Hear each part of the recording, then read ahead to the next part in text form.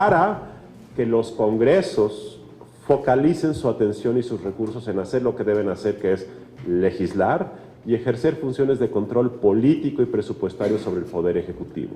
Este tema es un desafío muy importante porque no va a cambiar solo porque los congresistas quieran cambiar.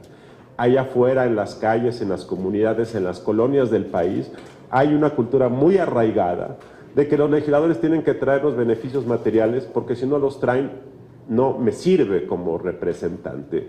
Y este es un desafío enorme, no solamente para los legisladores, para los candidatos que quieren hacer campaña y les piden dinero en lugar de pedirles ideas. Así es que este tema me parece que hay una oportunidad muy buena en el Congreso de hacerlo, pero hay una enorme resistencia en muchos legisladores, por razones obvias, de modificar el modelo anterior de gestoría. ¿Qué otra cosa ha mejorado? Y este es un tema del Senado. Hay un enorme reconocimiento de que se han abierto los cauces para la negociación, el trabajo técnico y el trabajo político. Dos ejemplos claros de esto fueron las aprobaciones por unanimidad de la Guardia Nacional y del acuerdo comercial con los Estados Unidos, pero ha habido otros temas. Y me parece que este estímulo para gestar el diálogo, el trabajo y la mejora de las propuestas legislativas es un tema que genera una buena práctica que se debe reconocer. También es cierto decirlo que en el caso de la Cámara de Diputados lo que se observa es un fenómeno contrario, que la hipermayoría del partido en el gobierno y sus aliados ha disminuido los incentivos para la cooperación, para el diálogo, para la construcción de mayorías. ¿Qué sigue igual que antes? Me parece que, y no estoy diciendo que esto es bueno o es malo, simplemente son prácticas que prevalecen más o menos como en el pasado. La primera es que la agenda del presidente prevalece. Me parece que es normal que así sea, sobre todo cuando hay una alternancia en la presidencia de un gobierno que se ha anunciado como la Cuarta Transformación. Me parece que es obvio que la agenda del presidente sea así y me parece que es obvio y esperable que el partido del presidente lo apoye en esa agenda. Este simplemente es un tema descriptivo y quiero llamar la atención porque hace 6 años, en estos momentos había una discusión muy intensa a favor y en contra de la agenda del Pacto por México. Y hubo una enorme crítica en aquel momento diciendo que lo que prevalecía eran los pactos externos al Congreso dentro del Pacto por México y los grupos parlamentarios resentían este avasallamiento externo de la agenda del presidente y del Pacto por México. Bueno, otra vez hay críticas de que la agenda del presidente predomina, no es nuevo y vale la pena ponerlo en perspectiva. ¿Qué otra cosa sigue siendo igual que antes? Un escaso control político del Congreso sobre el Ejecutivo. Esta fue una crítica que existió nuevamente en 2013, 2014 y 2015. Se decía que el Pacto por México había diluido los controles de los partidos sobre el Ejecutivo y que esto había generado una suerte de impunidad ejecutiva, una impunidad del Ejecutivo, dado que el Congreso no vigilaba y no llevaba a cabo sus funciones. Bueno, en los últimos meses, sobre todo en diputados, se ha observado una resistencia del partido en el gobierno de impedir que secretarios del Estado comparezcan, den cuentas, expliquen. Y me parece que un Congreso puede hacer las dos cosas, dar apoyo político a su presidente, pero exigirle cuentas al gobierno, y este es un asunto que ha sido una constante del Congreso en las últimas décadas, el escaso control que se ejerce sobre el gobierno. ¿Qué otra cosa sigue igual y se ha exacerbado? Es el activismo legislativo. Prevalece la idea de que entre más iniciativas presentes eres mejor legislador. Y vean ustedes la explosión de iniciativas presentadas. En la Cámara de Diputados, 1,800 se han presentado solamente en los últimos 12 meses. Vean ustedes en la legislatura de la liberación, esa yo le llamo a la legislatura 57, que fue cuando el PRI perdió la mayoría en la Cámara de Diputados, 97-2000, se presentaron apenas 145, hoy 1,800. Uno podría pensar que el talento sobra y que tan sobra el talento y las ideas de que hay 1,800 ideas de política pública, pero buena parte de ellas son cosméticas, otras son carecen de sustento, otras son irrelevantes inclusive, otras son cambios de palabras o de títulos o de términos. Lo único que quiero dejar es que esta tendencia de los legisladores de pensar que más es mejor a menos ha llevado a esta explosión que después crea cuellos de botella, saturación de las comisiones. Por cierto, en la tribuna les genera un problema de que todos quieren subir, hablar, y esto distrae la atención política y humana de los recursos de los congresos. En el caso del Senado se presentaron 936, pero vean ustedes, en el 2000, en la legislatura 58, se presentaron apenas 71. Esta es una explosión y reitero, hay una idea equivocada de que entre más presentes, mejor legislador eres, y esto me parece que es una apreciación equivocada. ¿Qué otra cosa sigue siendo igual que antes, aunque en menor tamaño? Hay un tamaño excesivo de comisiones. En el caso del Senado se redujeron 18, pasaron de 64 a 46, lo cual claramente es un cambio en el sentido positivo, pero nos parece que cuando uno analiza el número de turnos que recibe cada comisión y el cumplimiento de sus obligaciones, queda claro que hay muchas comisiones, y ustedes van a poder ver los números en el reporte.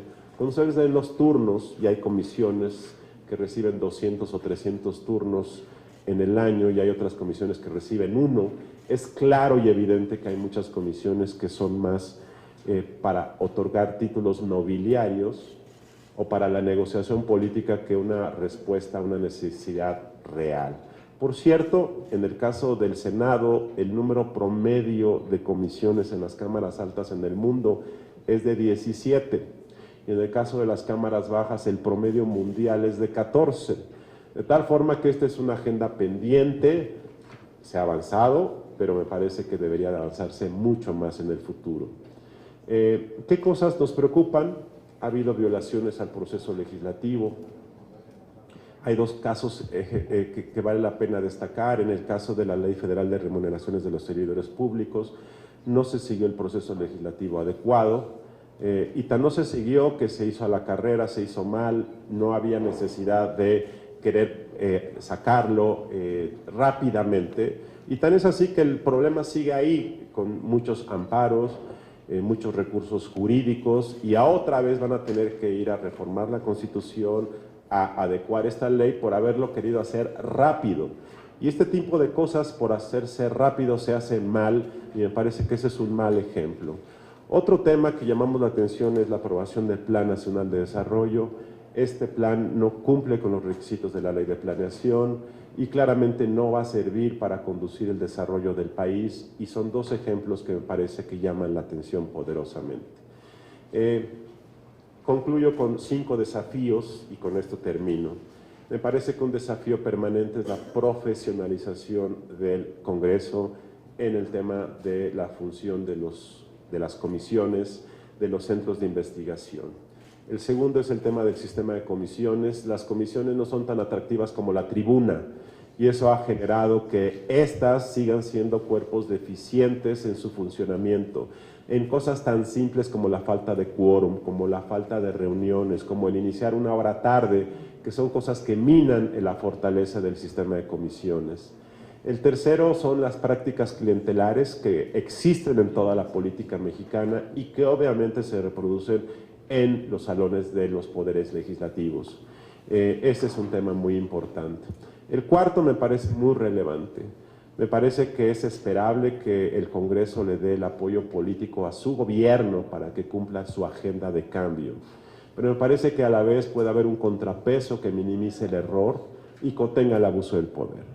Me parece que cualquier gobierno sin contrapesos es más proclive al error que cuando los tiene. Y esto ocurría en la época del PRI, en donde el partido del presidente en turno evadía controlarlo porque podía interpretarse como una suerte de indisciplina o deslealtad. Pues esa falta de control en aquellas épocas condujo a la mala administración. Y claramente eso pues, es parte de la ley de la política. Sin control, los gobernantes tienden al error. Por eso este Congreso y este Senado tienen ese desafío de poder ejercer ambas funciones de manera creativa y virtuosa. Darle el apoyo político al presidente en su agenda de cambio, pero vigilar su desempeño para minimizar el error. Y esto tiene que ver con un tema muy importante.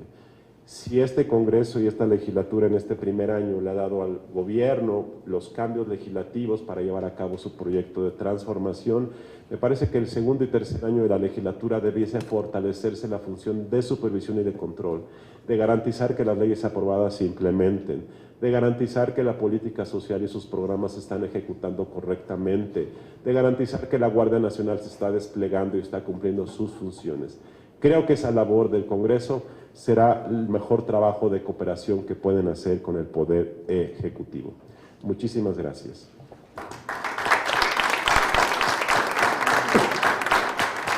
Muchas gracias. El documento que ha presentado Integralia por conducto del doctor Ugalde va a estar disponible en el portal y en todos los portales del grupo parlamentario y de los grupos parlamentarios y del Senado de la República.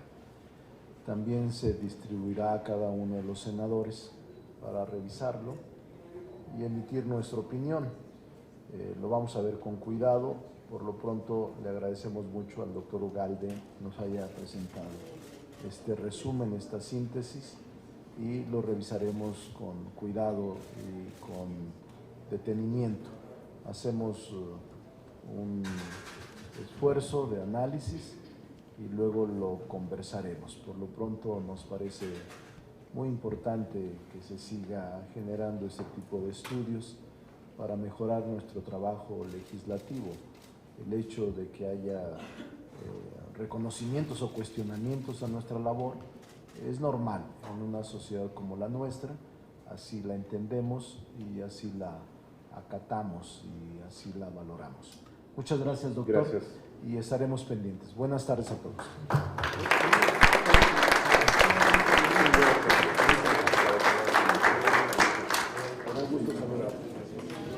Si alguien quiere que sea sí, a ver, perdón,